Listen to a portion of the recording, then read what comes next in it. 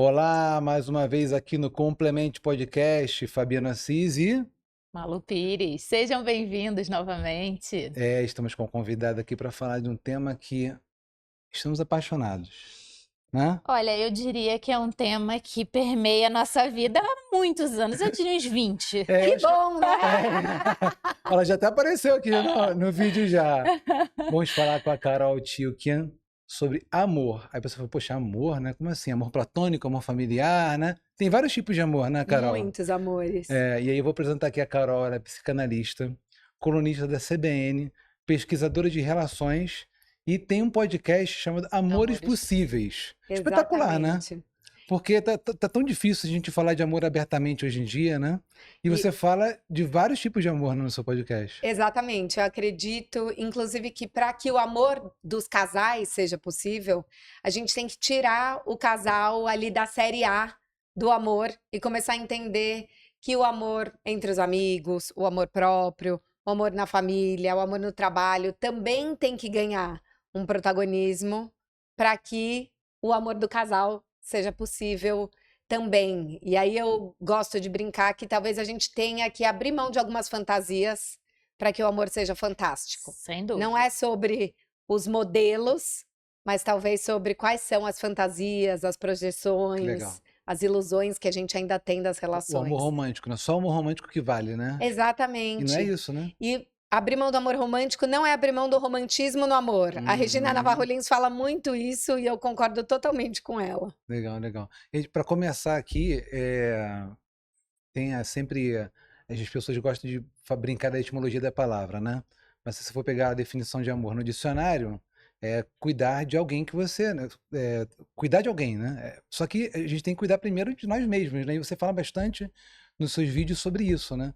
Sobre como o autocuidado é a forma mais importante, a principal forma de amor, né? Sim, mas eu acho perigoso a gente também falar o primeiro cuide de você, porque eu acho que o amor próprio ele está interligado com os outros amores. E o que eu percebo hoje é que a gente talvez desidealizou o amor romântico, então você já sabe que você não vai achar seu príncipe, sua princesa, não existe a tampa da panela.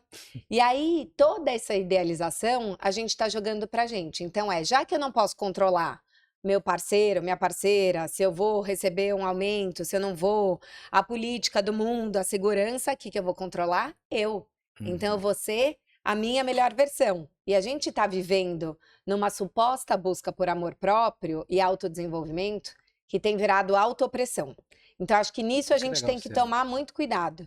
E aí trazendo um pouco da psicanálise, né? Ninguém se entende por eu sozinho. Sim. A gente precisa do olhar do outro para se entender como pessoas. Então, nós nos entendemos a partir do olhar Do dos nossos reflexo, né? cuidadores primários.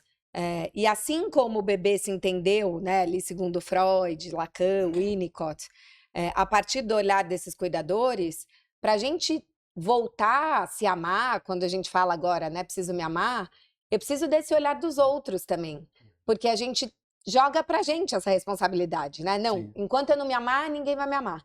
Mas quais são as pessoas que estão no meu entorno? Será que eu estou reproduzindo relações com os meus amigos, com o meu chefe, com o cara que eu estou saindo, com a minha esposa, que são de uma mesma dinâmica que eu tinha com os meus pais? Eu continuo me sentindo Você diz o repetindo filho, esse padrão. padrão, né? patinho feio, Aham. exatamente. E aí achando que eu tenho que melhorar, eu sou a que faz tudo para agradar, que é a que tem a síndrome da boazinha, eu sou o bom moço, ou eu sou o que acha que é o filho problema, e aí eu tenho que resolver.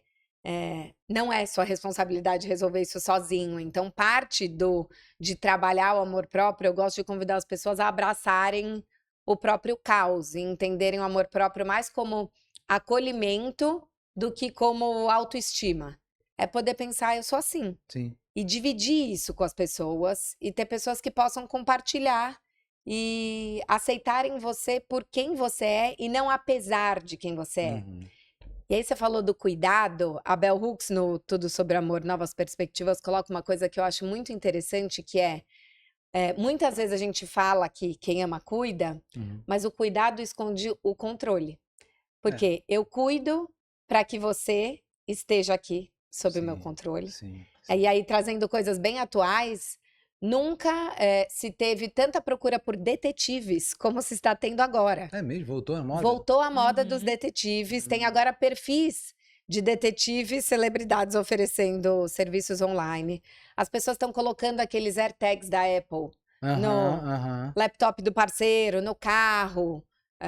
Já atendi um paciente que falava, eu descia mais cedo, punha o iPad embaixo do carro da... Pra saber onde a pessoa tava. Não, para ouvir, gravar as conversas que Nossa, ela tinha no pior ainda. telefone. Caramba. Porque ele pensava, se ela for falar com alguém, coisas que eu não posso ouvir, ela vai falar no carro. E aí todo dia ele ouvia para pegar seja, conversas. E qual vivia era, a e qual vida. era o medo dele? Ele. Que ela estivesse traindo ele. Uhum. Então é uma sensação de controle que, na verdade, é uma grande invasão de privacidade. Os Sim, jovens, sim. hoje em dia, estão igual a gente falava, me manda mensagem dizendo que você chegou bem.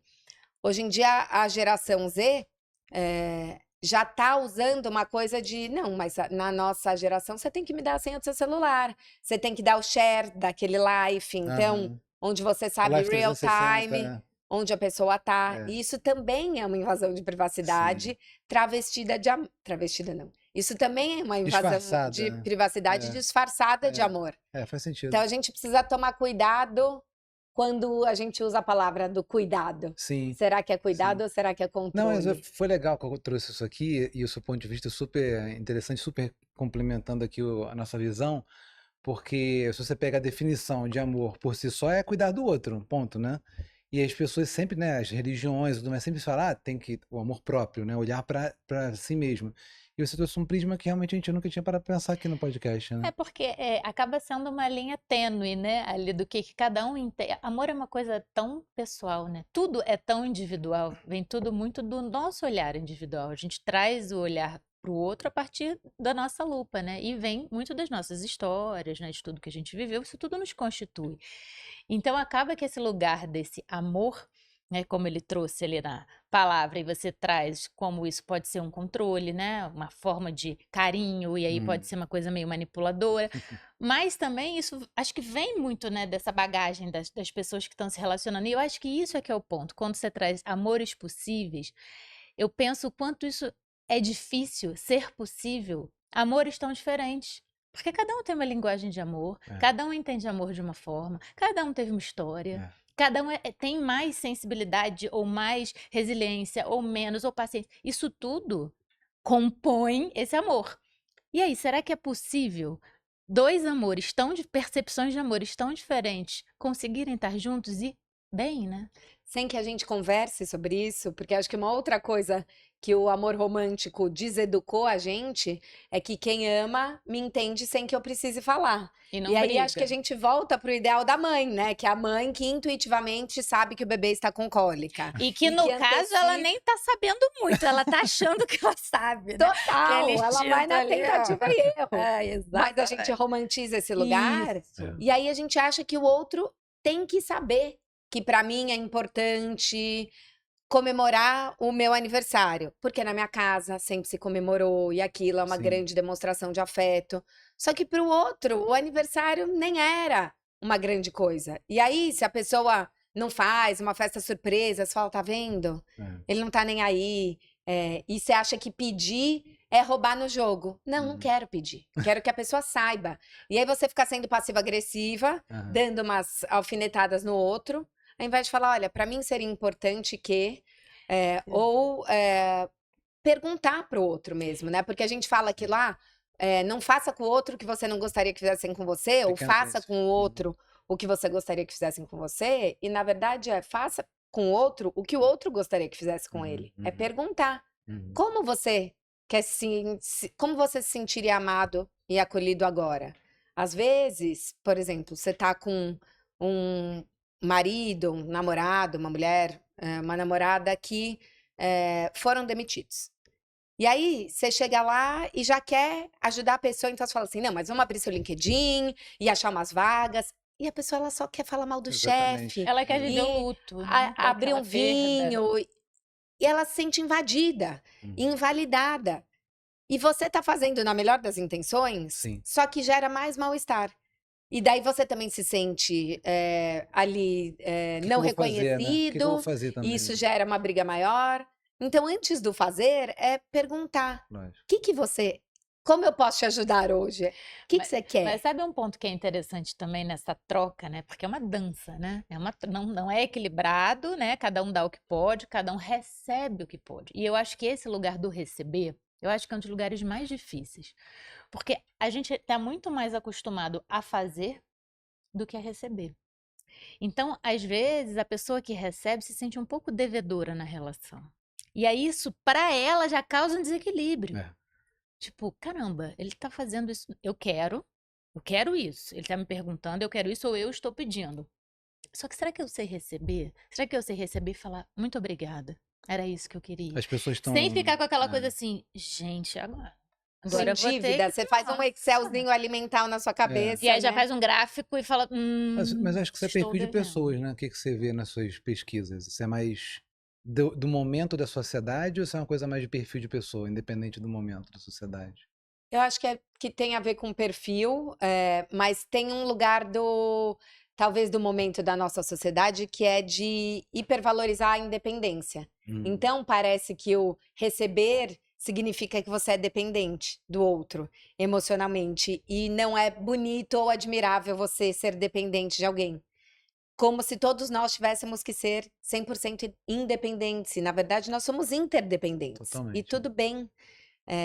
E a gente fica com vergonha de Uhum, falar, eu uhum. preciso, ou obrigada, ou talvez eu esteja num momento que eu precise receber mais mesmo e eu não tô podendo dar a mesma coisa. E tem horas que vai faltar. A Brené Brown tem uma fala que eu acho maravilhosa, que dentro do casal, a gente precisa entender que nunca, né, ou raramente vai ter um momento onde vai dar 50-50, né, você vai É poder dar isso. 50-50, e também raramente vai ter um momento, sei lá, que você vai dar 60 e ele 40. Às É. vezes você vai dar 30, ele vai dar 30 e vão faltar Eu 40. acho que até ela trouxe esse exercício que ela faz com o marido dela, não foi? É, Eu vi ela falando que ela chega em casa e fala, hoje eu tô 30.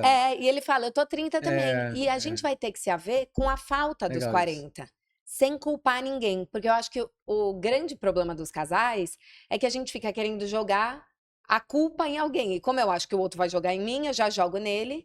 E às vezes é combinar assim, essas petecas vão cair. É, E entender que às vezes a frustração é minha, mas o outro nem sempre vai atender minha demanda. sim. E eu acho que isso em todas as relações, não só daí nos amores de casal, mas, por exemplo, família, amigos. Uhum. É, isso eu vejo muito em relações de amizade, que é ser rede de apoio, não é você estar à disposição 24 horas por dia. E muitas vezes você vê amigos fazendo chantagem, ou pais fazendo chantagem com filhos já adultos, sabe? Uhum. Bom, mas agora não vem aqui mais também no domingo, mas vai me abandonar, porque eu estou velha. Não, mas mãe, eu vou aí todo domingo. É que esse domingo eu não pude. Ou Uhum. você não quis. Você tem o direito, a gente tem que, dentro de um amor, poder ter direito de falar pra É. pessoa hoje não. Mas vai naquela parte do feio, né, que você falou, né? Eu Do acho, feio. eu acho que é mais pesado do que feio. Eu acho que vai na culpa. Uhum. E é difícil, né, carregar a culpa, né? Principalmente assim, né, de filho para pais, né? É uma culpa profunda, né? Muito.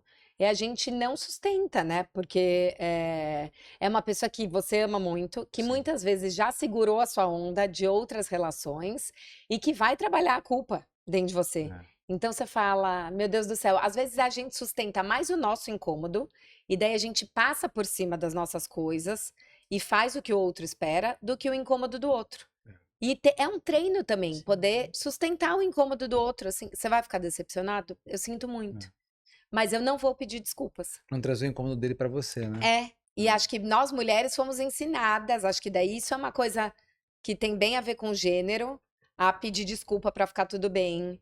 E imagina, é o jeito deles. Uhum. Mulher tem que entender, a gente tem que poder não entender, a gente tem que poder falar Sim. não sem se justificar. Só hoje não, eu não quero. Quantas vezes a gente não fala, ah, não, e daí você Mas, tá, né? Então, eu não, mas amanhã, quem sabe? Ou então, olha, por isso se. Essa, trouxe- Sim, de fato. essa parte do gênero, eu vou fazer um link aqui com amor, né? Porque a gente fez uma especialização em psicologia positiva com o sim, Martin Seligman e tudo mais, e foi bem legal porque ele traz muito com o amor como uma coisa nata do ser humano, né? Quando a gente nasce, a natureza nos faz com amor no centro do ser humano. Você vê isso nas suas pesquisas mesmo? A gente é muito mais amor do que ódio, ou muito mais. Como é que você avalia isso nas suas avaliações aí de pesquisa e tudo mais? Eu acho que a gente tem esse grande potencial mesmo Uhum. de sermos seres amorosos, mas eu percebo que a gente está cada vez mais defendido. E eu sou Defendido. muito uma defensora da gente tirar essas carcaças, porque tem um lugar que eu tenho percebido muito de uma associação em grupos que eu brinco que são os doídos venceremos. Então, Caramba. nada junta tanto as pessoas quanto tem um inimigo comum. A gente vê Hitler para provar como a gente teve uma grande tragédia Sim. mundial criando um inimigo comum. Agora, pensando nas relações amorosas, quando você. Esse ano, por exemplo, a gente teve duas ondas que eu acho simbólicas, que é o Boy Sober. Esse movimento começou nos Estados Unidos, com uma comediante, e daí isso virou um movimento mesmo. Então, ela se propôs a ficar um ano sóbria de homens. Então, igual as pessoas estão fazendo detox de álcool, porque o álcool é nocivo para o corpo, ela falou: eu vou ficar um ano sem nenhuma Eu tava relação tentando com homens entender, agora eu entendi. heterossexuais. Sober mesmo. Sober mesmo, é sóbria de homens. Porque era como se os homens fossem tão alcoólicos, tóxicos, quanto uma bebida, uma droga. Então ela não vai nem flertar, nem paquerar, nem beijar, nem sair, nem namorar, nada. E aí, o cara é visto como grande vilão, e se você ficar sem ele, a sua vida está resolvida. Ao invés da gente se implicar em como são as minhas relações, quais são as minhas escolhas, como eu me posiciono numa relação amorosa. E aí você junta um monte de mulheres que estão cansadas de relações e vão ficar falando mal de homens. Sim. Assim como a gente viu o crescimento dos Red Pills, que se juntam para falar mal das mulheres. São inimigos comuns. Sim. É uma saída fácil. Como é que a gente vai fazer se a gente quiser se relacionar, né? Então, eu acredito muito que a gente tem a capacidade de amar e que a gente nasce com a capacidade de amar, mas que o amor ele é um treino, ele é um exercício. Você falou da psicologia positiva, tem uma autora que chama Barbara Fredrickson, que ela tem um livro que chama Amor 2.0, que aí ela foi estudar neurociência para entender como o amor funcionava dentro do nosso corpo. Legal. E ela descobriu que o amor se dá através de micromomentos de conexão positiva. Porque ela queria entender isso também de como é que é. Como é que surge o Como amor, é que né? surge o amor e como é que ele acontece dentro da gente. Fisiologicamente, né? E o que eles descobriram é que o amor, o que são esses micromomentos? São momentos onde você está 100% presente, trocando uma emoção que acontece no momento presente. E aí pode ser que você esteja cansado, mas você está contando que você está cansado, ou que você está feliz, que você está perguntando algo para o outro e desejando algo para o outro genuinamente. E aí você pode fazer isso com o caixa do supermercado, com o motorista do Uber, com o grande amor da sua vida. E assim como a gente se exercita na musculação, você pode exercitar esse amor. Sim. E o que eles descobriram nas pesquisas é que fisiologicamente, essa mesma interação de um micromomento de conexão de positividade que você teria conversando com um estranho, gera as mesmas coisas quimicamente do que você teria com a sua mulher que você está junto há 20 anos.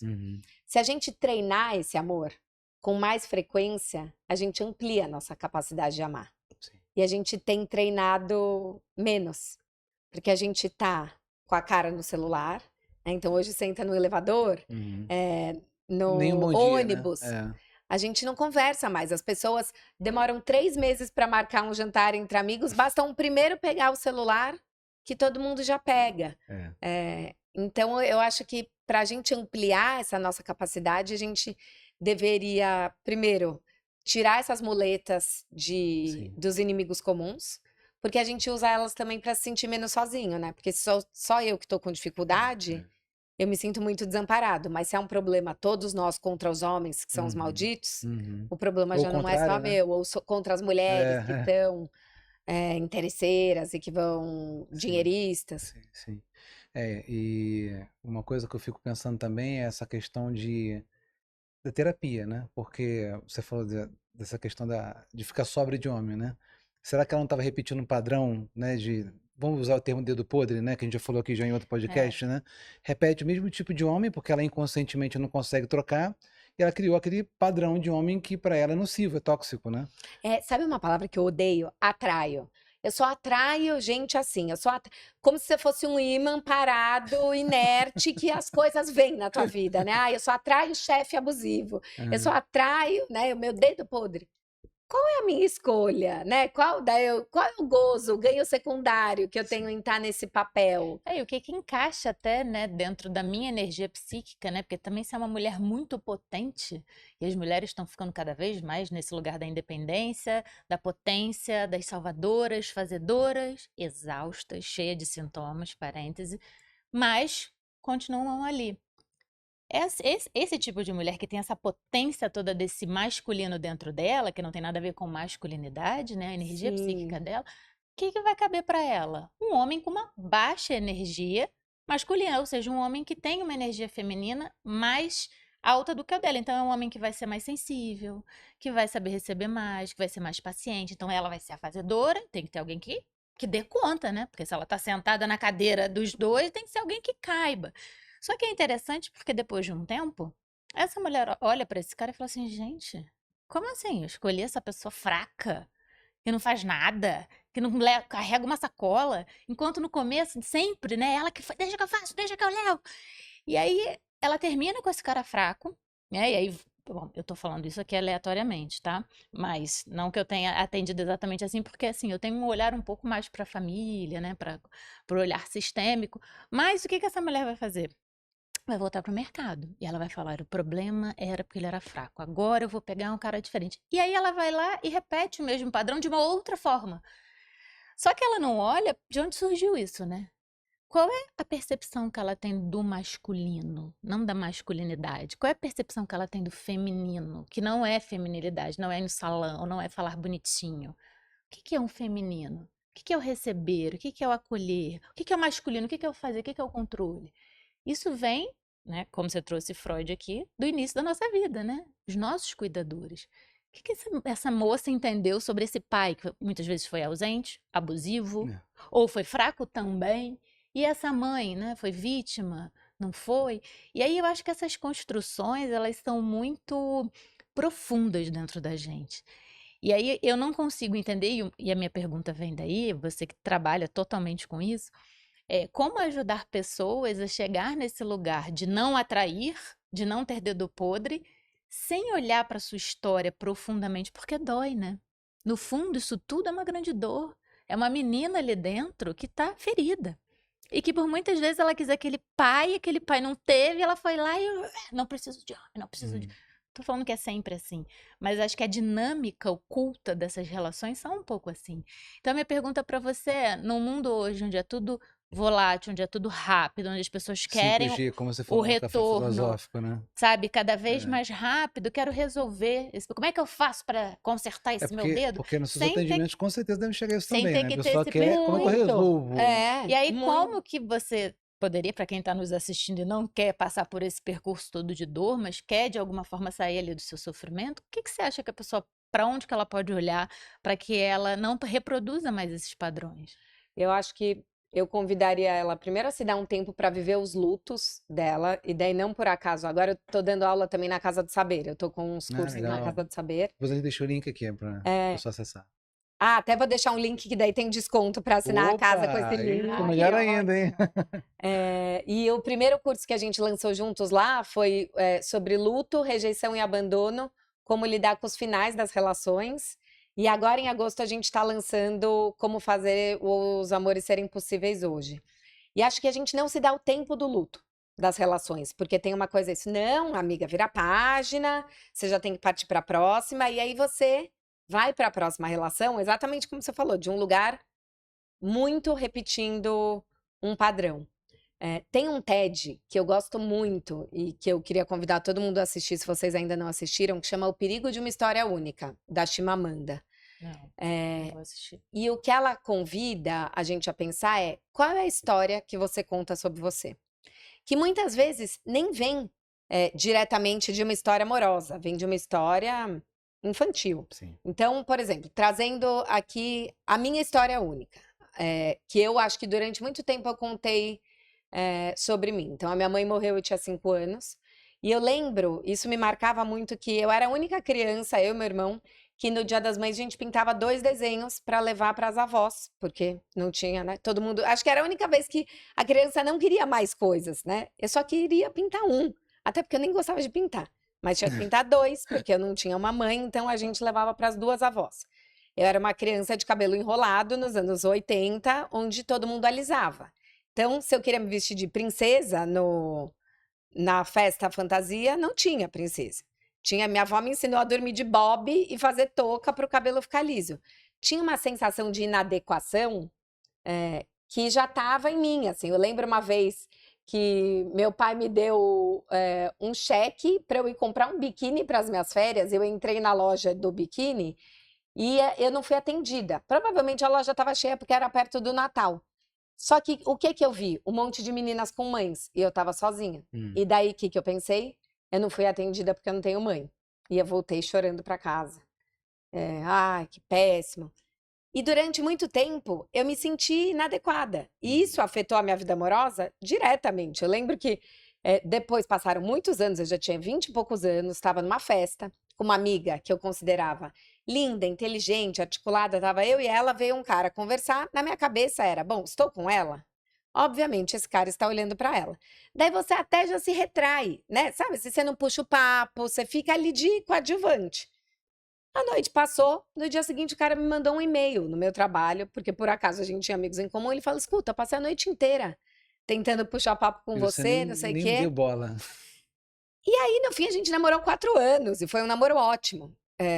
Só que eu tava tão identificada com esse lugar, que eu brinco que era o da menina da casa alugada, porque também na infância a gente alugava uma casa na praia e eu achava que as crianças do condomínio não brincavam comigo porque eu era a menina da casa alugada, que é esse lugar da inadequação. Legal você trazer isso. Que eu me coloquei como a menina da casa alugada inadequada em muitas das minhas relações.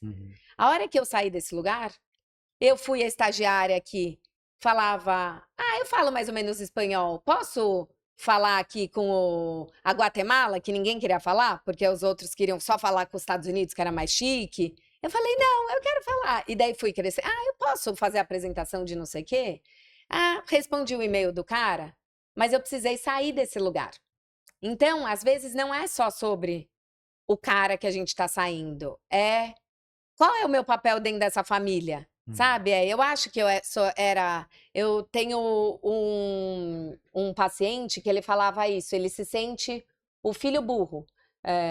E o cara, assim, já fez MBA, é um super diretor de uma empresa incrível, mas como o irmão era brilhante, até hoje, ele Você acha sente o que ele é patinho feio. o patinho É que feio. nada basta, né? Ele E não daí consegue ele chegar vai para os nesse lugar. encontros e ele acha que ele não vai impressionar. E ele tem uma história de vida interessantíssima. Ele é super inteligente, mas tá a voz daquele pai. E a gente acha que a vida vai mudar quando tiver um próximo capítulo. Então, o meu convite seria: como você recontaria a sua história para você mesmo? Muito legal. E aí, se as pessoas estão solteiras, ao invés de contar a mesma história em muitos dates que você vai, e se você pudesse contar de jeitos diferentes, por entradas diferentes? Acho que isso também é um jeito da gente ir curando e brincando de ser outro, sabe? Se Saindo de uma permitir. mesma posição. Se permitir de alguma forma, né, olhar para isso tudo de uma forma diferente, para esse conteúdo, né, que é só nosso e ninguém vai poder fazer isso pela gente, né? Ninguém consegue abrir a caixa de Pandora lá sozinho, né? Carol, vocês estavam falando aqui, eu estava viajando aqui, eu estava pensando sobre a questão dos tipos de amor, né? Porque a gente está falando aqui muito de relação, né? Um pouquinho de família. Está preocupado porque não tem um livro, uma coisa para ele citar, algo filosófico Não, que nada a ver. que ele pesquisou, porque Nada você a viu, né? ver. Chegou que eu pesquisei, não sei o quê. Não, Ele tá não. assim, gente, o que que eu vou colocar? Não, eu tava pensando aqui sobre esses tipos de amor, né? Porque o amor familiar, o amor platônico, o amor romântico, né? Você falou um pouco que as pessoas estão com pressa, né? Com pressa de que as coisas aconteçam, né? Que o amor aconteça. E aí eu queria você, como pesquisadora, o amor é possível, né? Como o seu podcast diz, é possível, né? Se você colocou um podcast com o nome Amor Possível, é porque é possível. E qual é a velocidade desse amor hoje? E as pessoas têm que começar como familiar. Eu sei que não tem uma receita de bolo, mas as pessoas estão chegando aqui, poxa, eu quero saber o que ela tanto pesquisou para saber como é que o amor é possível. Se eu puder falar um pouquinho disso, para as pessoas Sim. entenderem de onde de fato vem esse amor que a gente estava falando aqui do Marcelo, uma coisa que é nata do ser humano. Eu acho que sim, ele é possível. Eu falaria que primeiro ele vem desses micromomentos de conexão, né? Então, que eu trouxe da Bárbara, da gente pensar nessa prática diária, de você estar intencionalmente presente.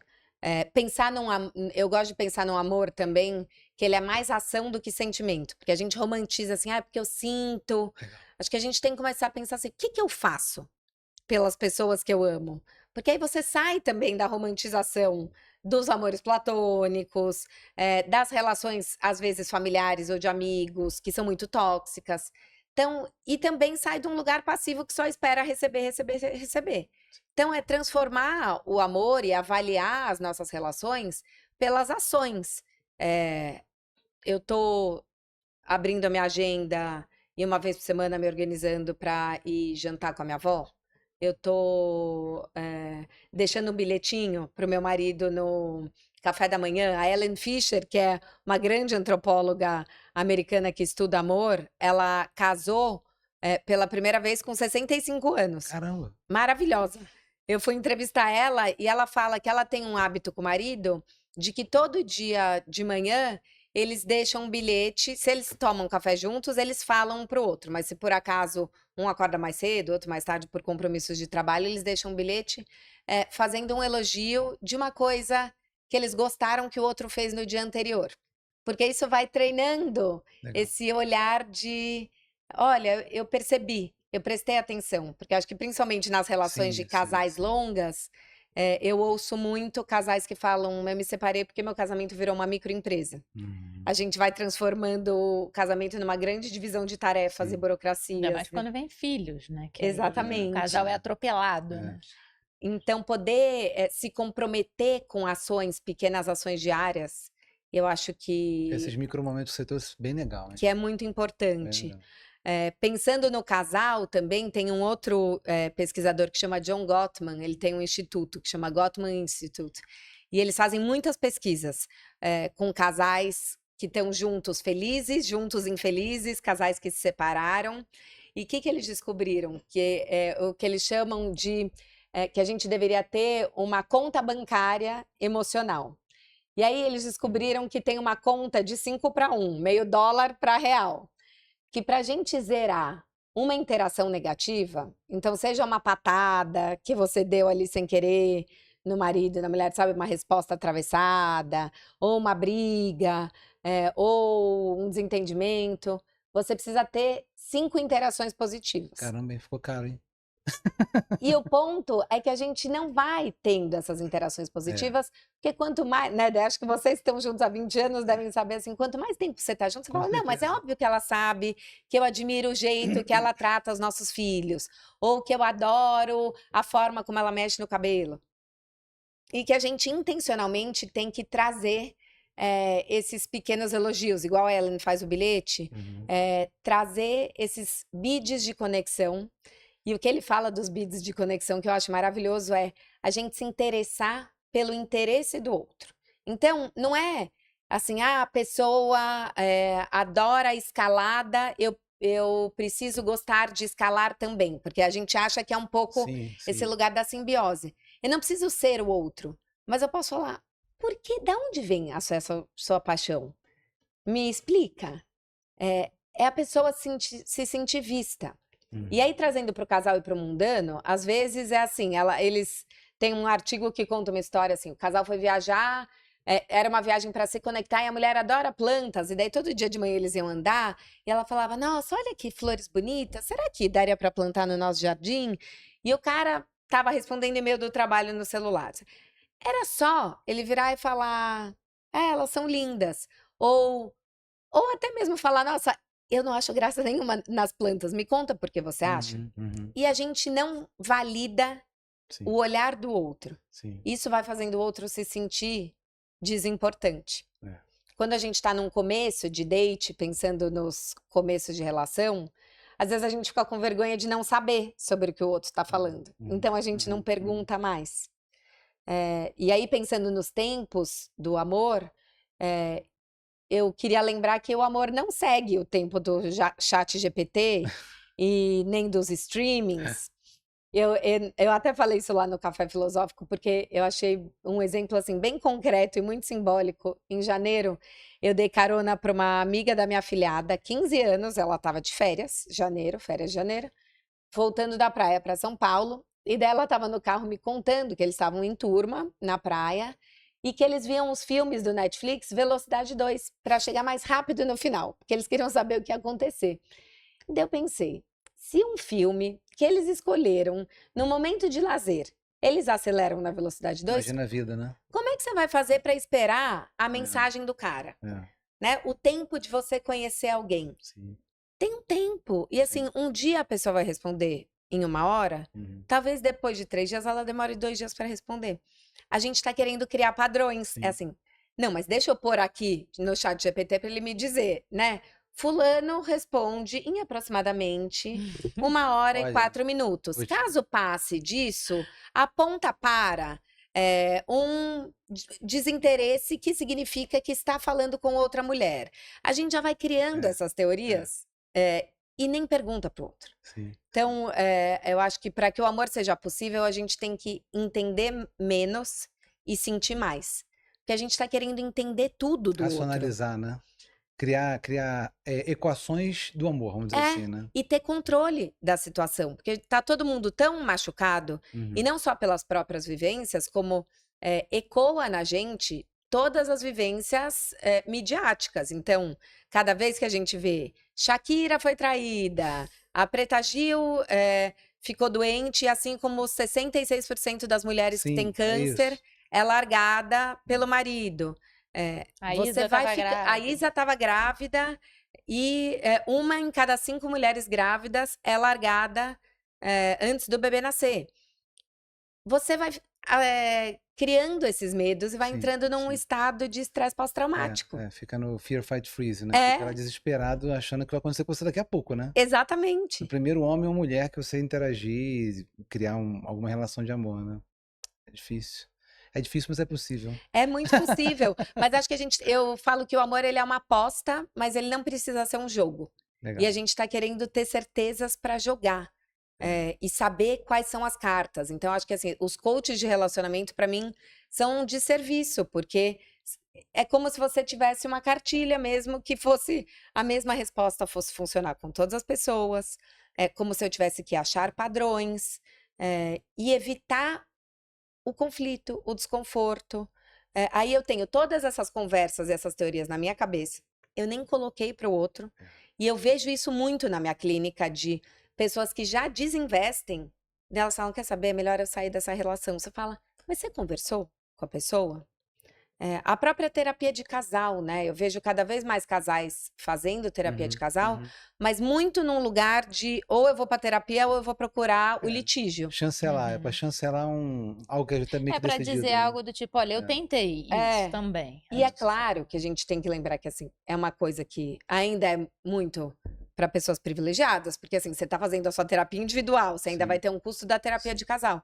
Mas pensar na terapia de casal num lugar preventivo, onde pode ser um espaço de diálogo conjunto, de ajustes de rotas, então a gente já sabe que vai passar por um momento de turbulência, assim, mudança de fase dos filhos, um dos dois está passando por mudança de carreira, ou o pai de um dos dois faleceu. Vamos conversar sobre isso. Eu gostei que você falou, né, da conta bancária, né? Porque é isso, né? Você vai criando esses micro momentos positivos, as coisas ruins vão acontecer, alguém vai falhar, que é normal, o ser humano falha, e ainda mais quando tá ligado nessa questão da expectativa do outro, né? Porque a gente tá falando um pouco disso, né? Da expectativa de como o outro vai cuidar de mim, do como o outro vai expressar o amor, ou não tá expressando o amor, né? Então acho que é um pouco de criar essa conta bancária aí, positiva, né? E eu penso também que a gente tem que olhar para as nossas transformações, né? A gente já viu quantos casamentos em um casamento. Nossa, isso é lindo. Isso dava 3 podcasts. A Esther Perel tem uma frase que eu amo, que ela fala que na nossa geração as pessoas vão casar em média 3 vezes na vida. e pode ser que você case 3 vezes com a mesma pessoa. É. E aí tem 2 imagens que eu amo e que eu acho que a gente tinha que pensar, que é pensar no amor como um caleidoscópio e não como um cubo mágico. Porque eu sinto que a gente fica querendo fazer da relação um cubo mágico, que é não. O bom era antes das crianças. E daí você fica tentando voltar para clássico. aquela, É. né? Ou assim, no primeiro ano de casamento, ou quando a gente morava no namorava. Rio, Uhum. assim, em busca do tempo perdido. Se eu penso no caleidoscópio, aquilo vai girando e Sim. tem horas que as peças estão mais afastadas. Porque você está mais focada no trabalho, porque a pessoa está com um problema familiar, a relação tá meio estranha mesmo e a gente passa por turbulências. Tem horas que as peças vão se aproximar. Tem um fluxo, porque a gente acha que às vezes a mudança do outro ser numa direção contrária da minha é uma ameaça à relação. Uhum. E não é, né? Eu também atendi um casal, uma pessoa que estava numa relação, que os dois eram artistas, muito boêmios, e em dado momento o cara foi super pra yoga, virou vegano, e a mulher continuou atriz, vida louca, boêmia. E aí foi um atrito porque ele queria que ela ficasse vegana, acordar às 5 da manhã para meditar, nananã, e ela queria que ele continuasse acompanhando. A hora que eles entenderam que não era uma ameaça a mudança de estilo de vida, desde que eles Tivesse um momento, né? De sincronismo, né? Exatamente. É. A gente fica tentando puxar o outro, ou fica numa coisa de reciprocidade de renúncias. Tipo, não, então eu abro mão do meu bar de quarta-feira, mas você também não vai acordar às 5 da manhã para meditação do seu mestre nanana que você adora. E aí a gente vai esvaziando a relação, Sim. né? E ficando ressentido. E a outra imagem é pensar na relação como um kintsugi, que é aquela arte japonesa que cola a porcelana quebrada com uma cola que é laca com pó de ouro. Então, a porcelana fica marcada aqui com o pó dourado e a peça vale mais porque ela tem ouro. Sim. E os japoneses falam que eles fazem essa colagem para a gente lembrar que a nossa história fica marcada na gente. E que a gente vale mais porque a gente passou por essas coisas. É. E eu vejo que nas relações, é claro, ninguém precisa ficar para sempre em relações infelizes, mas a gente está descartando tudo muito rápido. Ou a gente acha que a marca é meio carro, né? Ah, vai batendo, batendo até uma hora que é perda total. Você está desvalorizando. Pensar que ativamente a gente está escolhendo se reconstruir pode ser muito bonito. Sim. E a gente não tem se dado essa chance, né, de tentar de novo. E o vaso vai ficar até mais robusto, né? É. Não só em termos de formato da beleza, mas assim até da cola de ouro que tá colocando ali, né? É, Porque é um pouco. exatamente. Mas se for da clínica, a Malu, mais do que eu, porque ela atende muito mais família, né? As pessoas procuram terapia já para dizer o seguinte: ó, meu amor acabou. Ela só quer uma chancela do terapeuta, do psicanalista, seja lá quem for, né? Quando você traz, né, que a pessoa faz o percurso dela individual e procura um terapeuta, eu vejo que isso muito é uma rota de fuga, porque às vezes o marido não quer se tratar. Então, assim, é uma forma de falar, ai, vamos tentar ver se ele consegue se olhar um pouquinho, porque sim, existe uma resistência muito maior dos homens. Eu estava até conversando Sim. com o Alcio, que é um psiquiatra amigo nosso que já teve aqui no podcast. Ele estava falando sobre isso, o quanto que ele atende mais mulheres do que homem. Na minha clínica é assim, na sua provavelmente deve ser também. E eu acho que a mulher tem esse olhar mais sensível para ela, ou ela está mais aberta. Enfim, sem julgar se está certo ou errado, fato é.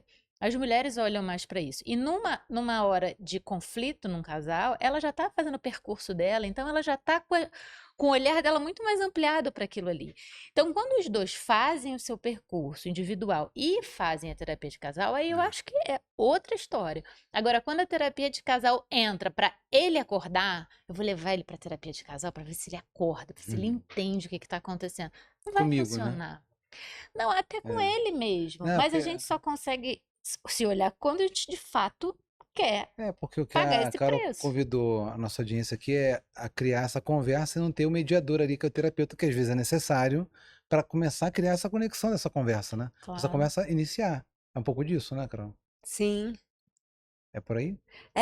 Mas eu acho que dá pra gente fazer dos dois caminhos. É por isso que é complemento, entendeu? Você vê que a gente complementa, a gente vai colocando um lado, um outro. Porque eu acho que daria pra gente fazer dos dois jeitos. Mas eu entendo isso. Você sente resistência? É que você trabalha com isso, ele, né? ele Eu, precisa Mas eu fazer um sinto. percurso. Carol, na boa, a gente fala muito sobre a nossa vida pessoal aqui, né, no podcast, porque, como eu falei, isso aqui é o nosso terceiro filho. Eu já fui, sei lá, 6 pessoas nessa vida, né? Como o nosso casamento já foram 3, 4 casamentos. Então, eu hoje, respondendo para você, dia 23 de agosto, eu não sinto essa resistência, mas na minha clínica, que ao Mas você contrário de já vocês, sentiu, né? já Você pode sentia. falar desse Na lugar. minha clínica, que é basicamente homens, né? Porque se sentem mais à vontade comigo, executivos, no mercado corporativo, a grande maioria, sim. Ele vai para terapia, na realidade, muito porque não tá bem no casamento, porque a esposa mandou, porque tá difícil na empresa, Tá né? com algum Tá com, sintoma? com algum sintoma, isso é bastante, realmente, bem lembrado. Mas eu já senti bastante, sim. Respondendo para você bem diretamente. E eu vejo. Acho que até para a gente desvilanizar o homem, né? Uhum. O que eu acho interessante, eu recebo muitos homens na clínica implicados em não quererem ser o cara abusivo, sabe? Vem muito uma coisa assim, olha, Como é que eu faço para? eu não sei se eu estou sendo e não quero ser. É, eu acho que eu errei no meu casamento anterior, não quero ser um cara babaca nesse. Uhum. E ao mesmo tempo com uma angústia de uma desconstrução desse masculino, do macho alfa, que ainda tem uma pressão de talvez eu não seja tão bem sucedido assim, e eu acho que em algum lugar elas ainda esperam isso e talvez não sejam elas, como ele ainda espera isso. Então, Uhum, uhum. qual é esse meu novo lugar de serventia numa relação, Sim. se eu não tô.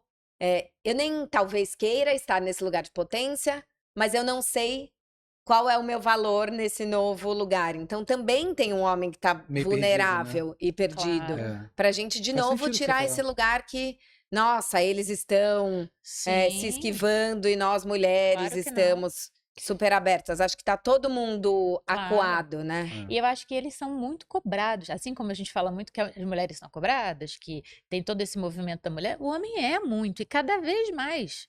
Imagina, né, um homem solteiro hoje chegando no mercado, assim, não um jovem homem, mas assim, um homem que se separou, ficou casado, sei lá, 30 anos, e aí ele não tem mais muitos amigos. Imagina ele chegando no mercado hoje, assim, o que que ele não se cobra, né? Ele se olha no espelho, ele olha pro amigo do lado, ele para onde que ele vai, o que que ele tem que tomar para se transformar, para ficar melhor. Assim, é muita pressão. Eu imagino o quanto isso deve ser custoso, né, para um homem ter que dar conta de um luto, né, de um casamento, às vezes de uma família que teve que sofrer algum rompimento, e isso tem um desdobramento, sim, para ele, claro que pesa, Sim. né? Eu imagino o quanto deve ser difícil também para ele, assim como para a mulher também, mas como a gente falou, a mulher já tem esse olhar um pouco mais ampliado. Então ele é muito cobrado, sim. Porque eu acho que é perverso a gente.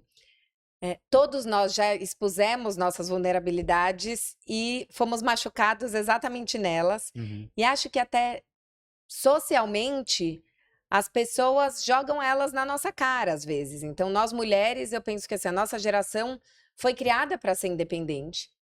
Acho que talvez foi a primeira geração, né, onde as mães falaram: não, vocês vão fazer faculdade, vão Nunca ser dependa de independentes. homem, E né? aí, Era frase quando clássica. você não casa, será que você não está trabalhando demais? Então, assim, você pode focar no trabalho desde que, né, a hora que você passou dos 30 e você não está casada, assim, o que eu já ouvi na minha família mas você não tá trabalhando demais? Os meus primos homens não ouvem isso, mas as mulheres ouvem. E aí você começa a ouvir esse movimento mulher independente assusta homem, tá com muita energia masculina. Então você começa a achar que isso é um problema. Do mesmo jeito que os homens Vai pro outro polo também, vão né? para outro polo. A hora que eles contam que eles estão deprimidos, na pandemia eu fazia muitas lives e as pessoas entravam ao vivo e contavam os problemas.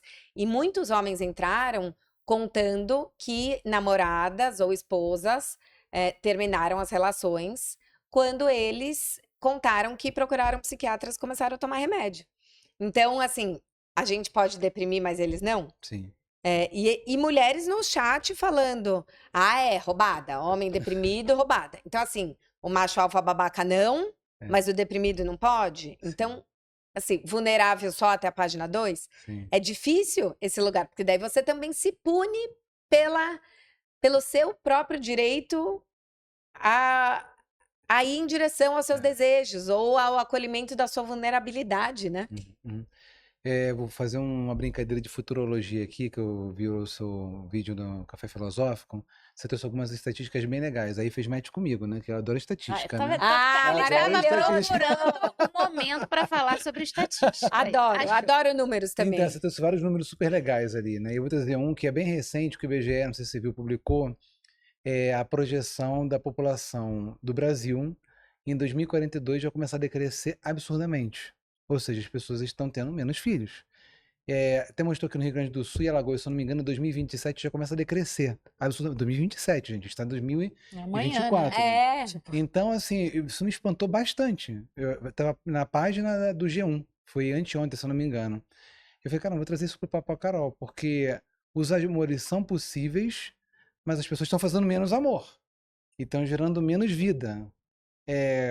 O que a gente pode esperar, Carol? Você que pesquisa bastante sobre isso, o que a gente pode esperar com esses Só dados? complementar, as pessoas estão fazendo menos amor ou menos filho? As duas Carol. coisas. As duas coisas, sabia? Isso é muito interessante. Os jovens estão fazendo menos amor, nunca se fez tão pouco sexo.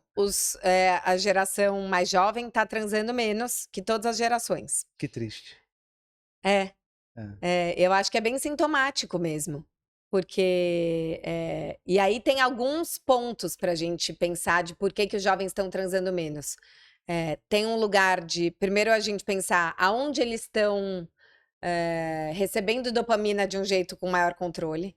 Então, hoje em dia, eles têm essa dopamina no videogame, no bet. Na pornografia. Que é super acessível. Exatamente. Na conversa virtual, mas onde você tem ambientes completamente controlados.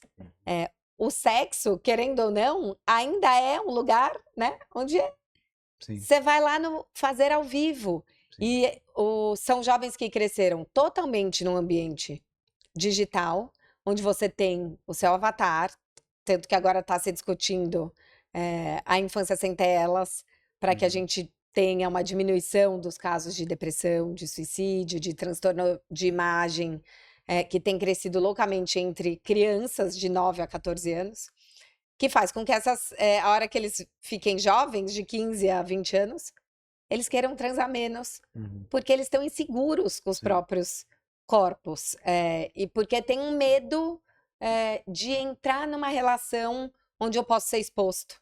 Porque também tem... Pode falhar, né? Onde eu posso falhar, onde tem cheiro, onde tem fluido, onde tem, né, desencaixe. A gente não quer ser falível. Sim. Só que não existe encontro sem essa falha. Depois, acho que tem uma outra coisa que a gente tinha uma romantização do sexo casual. A Ana Canosa fala muito sobre isso, eu concordo muito com ela, que o sexo casual, ele não é tão legal assim quanto se fala. Então, tudo bem, não tô aqui pregando que você só pode transar por amor. Você pode super transar, porque você tá com tesão, conheceu a pessoa e ótimo.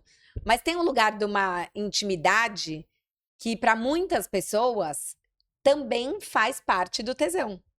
Então, para muitas pessoas, o sexo casual sem nenhuma intimidade não é tão prazeroso. E a gente não tá se dando tempo de ter intimidade. Porque já parte para a próxima. Porque se o primeiro encontro não foi incrível, eu nem dou uma chance para aquela história. Tô falando com 6 pessoas ao mesmo tempo. Eu quero performar o sexo nesse primeiro encontro. Então, são 2 pessoas fazendo uma transa que não tá agradando nenhuma delas. E aí... Sim, só para performar. E aí não é bom. Então, acho que a gente acaba transando menos porque a gente está se dando menos tempo para esse lugar da intimidade. E eu acho que o fator do ter menos filhos primeiro, por fatores econômicos. Ter filho é muito caro. Sim, sim. Os casamentos estão durando menos. Então, muitas vezes nem dá tempo de você pensar em ter o segundo filho, porque você já se separou. É isso.